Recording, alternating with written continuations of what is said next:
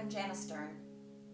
I am a metaphysical energy healer, an astrologer, an oracle reader, and I am a survivor of an eating disorder. All my life, I used food as a control for the chaos that was happening around me. In my teens, when hormones came into play, I began to really use food as an opportunity to feel like I was in control.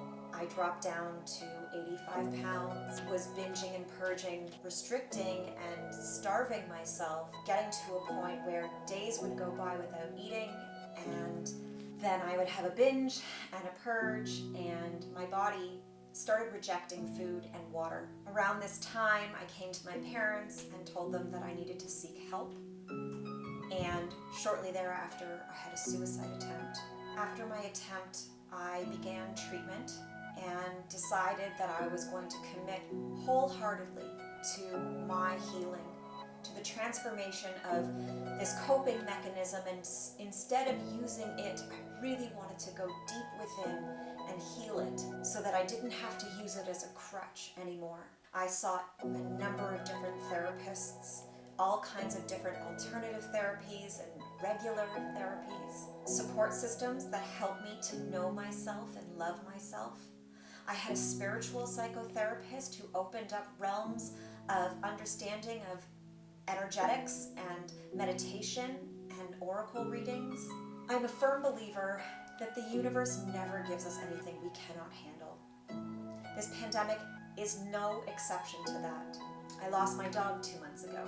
When I was in treatment, she was a guiding light for me. And now that she's on the other side, I've had a lot of moments of fear and abandonment and loss that have triggered some old habits and ways of thinking. And now that I'm beginning to process it in reflection of this week's National Eating Disorder Awareness Week, this pandemic has told us so many times the only way for us to heal is through a collective healing.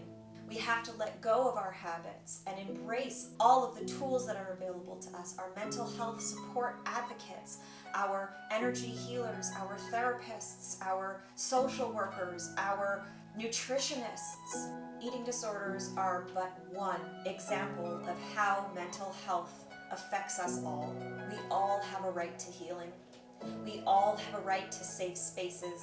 We all have a right to knowing our truth and to expressing it in the world. We all have a right to evolve.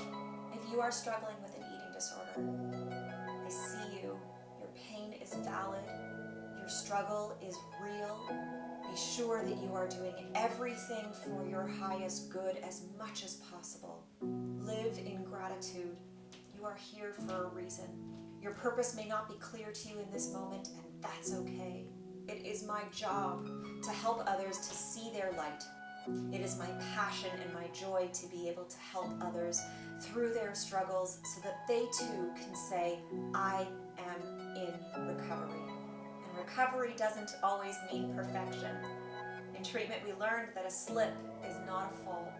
One bad day or bad week or bad month does not equal a bad life. Know that healing is possible if you believe in yourself. I believe.